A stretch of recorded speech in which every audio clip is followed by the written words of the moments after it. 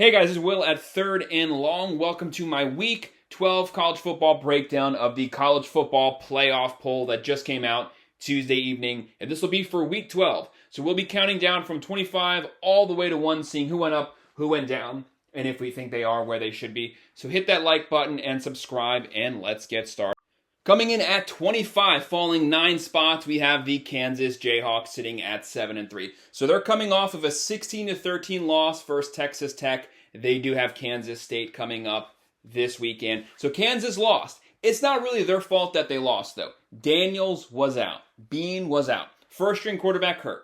Second string quarterback hurt. They were down to their third string quarterback this game, and they barely lost to Texas Tech. So I hate that they fell 9 spots, but they definitely had to fall. But they still deserve to be ranked as of right now, because had they had their first or second string quarterback in, they do win that game, and they are sitting at 8-2. But we did penalize them. They fall 9 spots. That is fine, but they should still be ranked as of this weekend, coming in at number 9. They have Kansas State, so they're probably going to lose that game because they are a massive favorite, and they're probably going to drop out of the top 25 after this week. Coming in at 24, we have Tulane. Tulane is 9-1. They fell 1 spot. They're 9-1, and they dropped them 1 spot. Why? Because they barely beat Tulsa 24-22. So Tulane has been failing to cover the spread for the last 4 to 5 weeks. The committee got sick of it, so they dropped them 1 spot. I'm perfectly fine with that. You can't be 8-point favorites and be winning by 1-2 points. That can only work for so many weeks. They did drop them, but they're still in the top 25. Their only loss is to Ole Miss, and they did not have Pratt at quarterback that game, and they barely lost that game. So this is a very good Tulane team, but they did deserve to get penalized for once because they're not covering the spread. Coming in at 23, we have Oklahoma State sitting at 7-3. They fell 8 spots. They got walloped. They got curb stomped by UCF.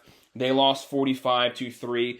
They have Houston coming up this weekend. So they have Gordon at running back. They can definitely run the ball well. He's one of the best running backs in the country. However, outside of him, they really have nothing else. They can't throw. They don't play good defense. So if you stop the run game, they're going absolutely nowhere. They definitely deserve to get penalized. Now, they've had a good run the last 4 to 5 weeks, playing really well, but they did start out the year like complete crap. So they kind of reverted back to that. Hopefully they get things back on track because Houston's a pretty sleepy team right there. So if you don't show up to play Houston, they can beat you because they can score points. So Oklahoma State should be ranked as of right now. If they lose again, they'll get thrown right out of the top 25. Coming in at 22, we have Utah sitting at 7-3. So Utah lost a really close competitive game versus number 5 Washington. They lost 35-28, and they have number 17 Arizona this weekend. So they have another top 25 matchup coming up. Utah's had a pretty difficult schedule. They've been without Cam Rising the whole year, but they have a top 20 defense. Their offense is not so good, but whenever they play these teams that are shootouts, they always find a way to score points. They play really good defense. They have good special teams. They have Kyle Whittingham. They definitely deserve to still be ranked. So I'm fine with them being number 22 right now, falling 4 spots, because they've had a really difficult schedule this year. Pac-12 is loaded. There's no teams that you can really take for granted in that conference, even Cal. But Utah has had a really good year. So coming in at 21, we have Kansas State sitting at 7-3. They moved up 4 spots. They beat Baylor 59-25. They have number 25 Kansas State coming up this weekend. So Kansas State has had a really good year. They are the defending Big 12 champs, and they're having another strong season. So they lost some pieces from a last year's team, but they're picking up where they left off. They have Howard at quarterback, and they have a top 15 defense so far this year. So really good team. They definitely deserve to be ranked, and that's a good matchup. That's a top 25 in-state matchup coming up this weekend. Coming in at 20, we have the North Carolina Tar Heels. They sit at 8-2. They moved up 4 spots. I don't really know why they moved. So I'm fine with them being number 20. The whole season, I have been saying this is a number 19 to 20 team. They were way too overrated when they were in the top 10. That was a complete joke. They are around where they should be, but why'd you move them up 4 spots? They beat Duke 47-45. Duke without Riley Leonard. How the heck did you give up 45 points to a team that cannot throw the ball 5 yards? That's pretty pathetic. They have Drake May. They have Walker. They have a great running game. They can throw the ball. Obviously, they have a really good offense, but their defense, what the heck has happened to that defense? So, yes, they are where they should be. I just don't think that they should have moved up 4 spots after looking like complete garbage this past weekend. Coming in at number 19, we have Notre Dame. Notre Dame had their second bye week this past weekend. They did move up 1 spot. They are 7-3. They have Wake Forest coming up this weekend. This is a really good team. They have a top 20 defense. They have Sam Hartman, and they have Estime. And they've had a really tough schedule this year. So for them being 7-3, I have no problem with them being number 19. Coming in at number 18, we have Tennessee sitting at 7-3. They did fall 5 spots. They got drugged up and down the field by Missouri this past weekend. They lost 36-7. Again, just like North Carolina this whole year, I have been saying Tennessee is a 20-25 team. They had no business being ranked as high as they were previously. This is not a bad team. They can run the ball. They play pretty decent defense. But Joe Milton cannot throw the ball accurately past 5 yards. He has a cannon, but he has no clue where that ball is going. This is still a very good team, a very serviceable team, but they really shouldn't have been ranked where they were anyway, so they did deserve to get penalized. I am actually pretty surprised they didn't drop them further. So I'd have dropped them to about 21-22. They have Georgia this weekend. They will lose that game. Once they lose, they should get removed from the top 25. Coming in at 17, we have Arizona sitting at 7-3. Arizona moved up 4 spots. They had a really close game versus Colorado. They did win 34-31. They have a ranked matchup this coming weekend versus number 22 Utah. So Arizona has had a really tough schedule. Their 3 losses have been really close losses. Barely lost to USC, barely lost to Washington. They have not gotten blown out by anyone. Every single game, very competitive. So props to Jedd Fisch for completely turning this team around. They definitely deserve to be ranked. Then moving up 4 spots after barely beating Colorado. I don't know about that, but they do have a test coming up this weekend with Utah. Coming in at 16, this is a complete joke. This makes no sense. Iowa, 8-2, moved up 6 spots after beating Rutgers, who has absolutely no offense, 22-0. They have Illinois this weekend. Why on earth are they even ranked? They are averaging 18 points per game. 18 points. Not 19, not 20, 18 points per game, and they're number 16. That makes no sense. I would not have them ranked at all. You must be able to score 20 points to be able to be in the top 25. This makes no sense to me. But anyways, they sit at 8-2. They moved them up 6 spots for some reason for blowing out. Well, it's not even blowing out, but for beating Rutgers. They should have dropped them. They should have dropped them right out of the top 25. They can't get the over here. It's just pathetic. But anyways, they sit at number 16. So obviously they're trying to build up the Big Ten championship matchup. That's what that's for. At 15, we have LSU sitting at 7-3. They moved them up 4 spots. They had a shootout here versus Florida. They won 52-35. I said the whole year this is about a 17-18 team. I'm fine with them being 15, but they really have no signature win this year. So I don't really know. Well, I'm fine with them being 15. They've had a really tough schedule this year, but the really good teams that they've played, they've lost to them all. So that's not impressive, but they do have Jaden Daniels. Had they won one more game, he would be the front runner for the Heisman right now. He is putting up crazy stats. So just on him alone, let's put him at 15 because he has definitely earned it. Coming in at 14, we have Oklahoma. They're 8-2. They moved up 3 spots. They beat West Virginia 59-20. They have BYU coming up this weekend. They're going to beat the brakes off of them. So Oklahoma, they got their defense right this past weekend. They do have a top 30 defense. They're a lot better than last year. They have Dylan Gabriel at quarterback. They've had some losses this year, but still this is a much improved team with a pretty good roster. So they do deserve to be where they are. Coming in at 13, we have Ole Miss sitting at 8-2. They fell 4 spots. They lost to Georgia. Well, they got the crap kicked out of them by Georgia. They lost 52-17. They have UL Monroe coming up this weekend, so they'll beat them. But Ole Miss fell 4 spots. That's not bad for having lost to a top 4 team. So they deserve to be where they are. They have had a tough schedule, and they made it through at 8-2, so props to Lane Kiffin there. Coming in at 12, we have Penn State sitting at 8-2, falling 2 spots after losing to Michigan. They lost 24-15. They have Rutgers coming up this weekend. So Penn State, they have a top 10 defense, the number 7 defense.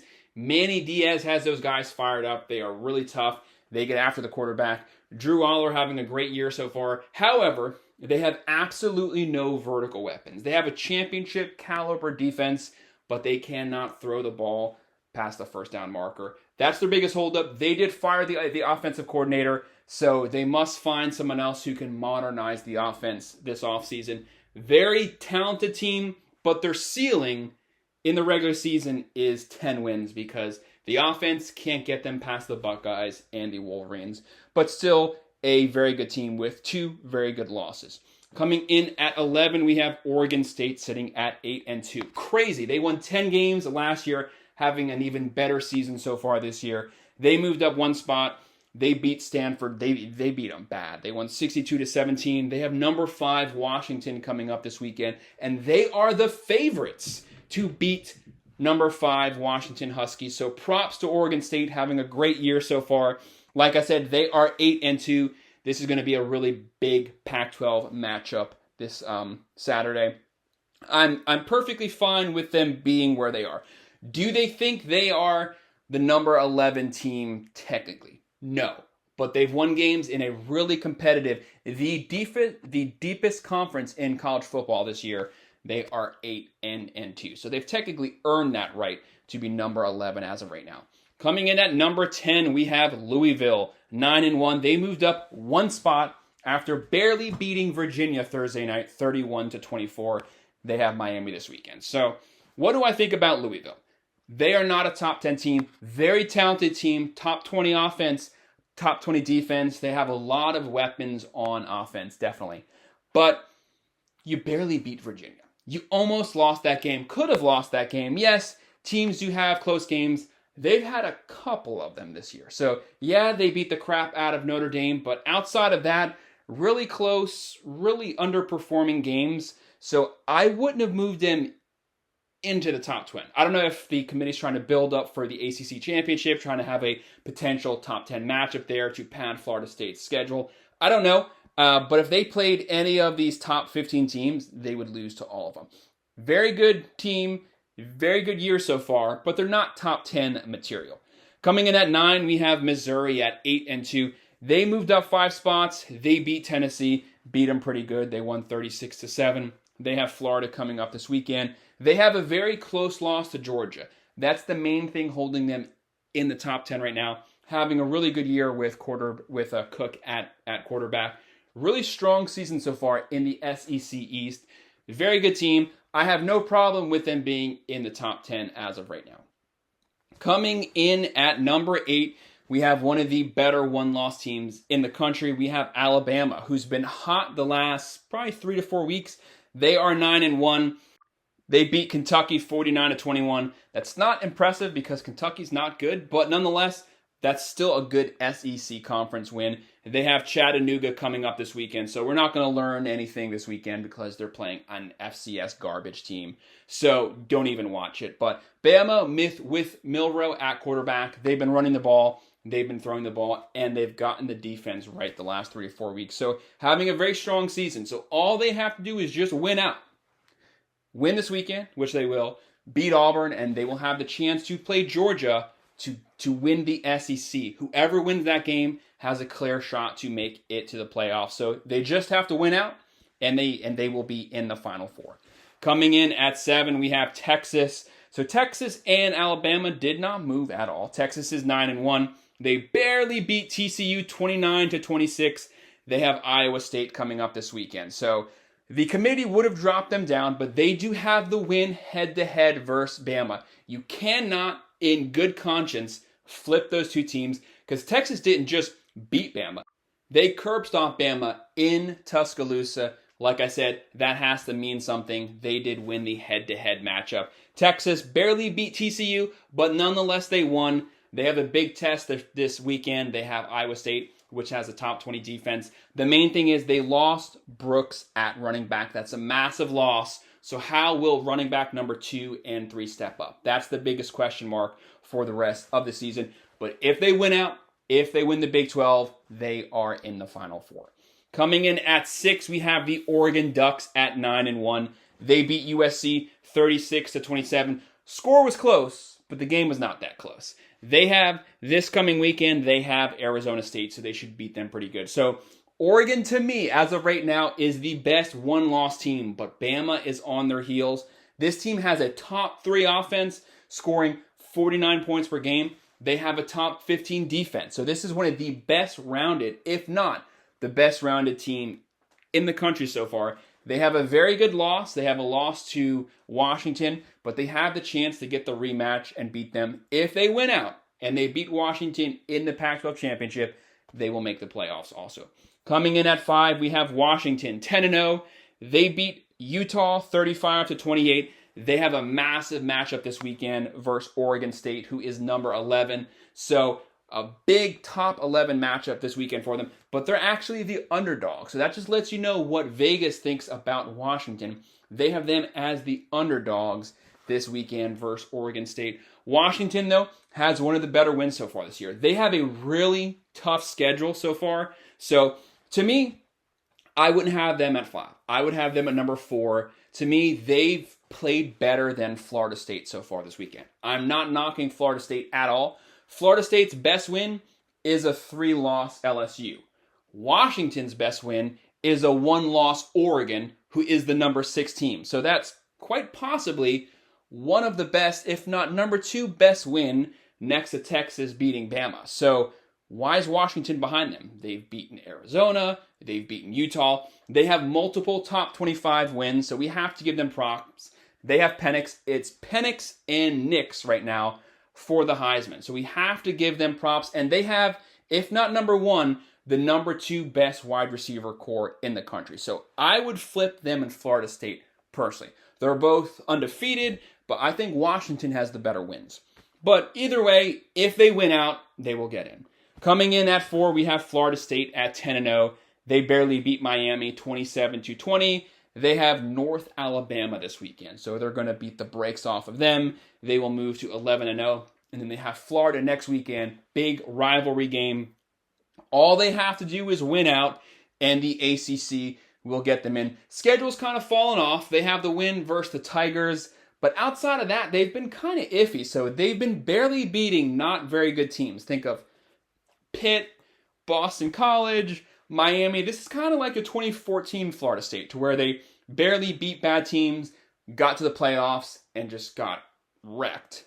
Is that this team? I don't know. This team has way more talent than that team. They have a very good defense. They have Coleman, Benson. So this team is loaded. Travis, a lot of weapons there. They just have to win out, but don't have any letdown games from this point forward, and they will also get in. But a lot of these teams that are going to potentially get in, they will end up playing one another prior to that Final Four, so it'll kind of sort itself out. Coming in at number 3, we have Michigan at 10-0. They did beat Penn State this past weekend, 24-15. So they finally had a top 25 matchup. They did win the game. They did not have Harbaugh there. He will be going before the judge this Friday to see if they will stop that suspension and if he will be able to be on the field versus Maryland. Maybe he will be on the field versus the Buckeyes. We don't know yet, but as of right now, they should be number 3. I think they're one of the best teams, but the offense looked like crap this past weekend. Now, they played a really good defense, but you only had like 60 yards passing. That's not going to cut it versus these top 10 teams. I don't know what that was. I don't know if they were playing really conservative because they didn't have Harbaugh and they ran the ball 30 straight plays. I've never even heard of that before, but they did it. But nonetheless, really good team. Their defense is only giving up 7 points per game. That's crazy, but that's the real number. Really good team. They have Ohio State coming up. So whoever wins that game will get into the playoffs. Ohio State, number 10. They fell one spot. They did lose the number 1 spot. They beat Michigan State 38-3, but they scored no points the fourth quarter. But Kyle McCord has been looking actually pretty good the last 2 to 3 weeks. I've been pretty hard on him this year. He has one of the best wide receiver cores in the country. He has not utilized it well. He has not played well, but he has been playing better, so props to them. They have a top 3 defense, only giving up 9 points per game. Really good defense. So this is not like the Buckeye teams previously, where they could score 50, but they give up 45. They are shutting people down, and their offense is starting to get a little better. So they are definitely one team to watch as of right now. I have no problem with them falling to 2. They have a really good strength of schedule so far, but there's a lot of teams that they did not cover the spread on them, and I think that kind of hurt them here. Coming in at number 1 is obviously Georgia at 10-0. They moved up 1 spot. They beat number 9 Ole Miss 52-17. Beat the Brakes in a top 10 matchup. That's definitely going to flip you and get you into the number 1 spot. They have Tennessee coming up this weekend, so Georgia had a garbage strength of schedule coming into last weekend, but now they have back-to-back top 25 matchup wins and the potential to get number 3 this weekend. So they have earned that number 1 spot, but everything is going to sort itself out because a lot of these teams play one another. The Buckeyes could potentially jump back up there if they beat Michigan, because that would be a top 3 win. So we'll have to see how things sort themselves out. But I really have no problem with these top 8 teams because, like I said, everything's going to sort itself out. Because a lot of these teams have the opportunity to play one another to challenge for that Final Four. So that's my breakdown of the college football playoff that just came out for Week 12. Hit that like button and subscribe. Thanks.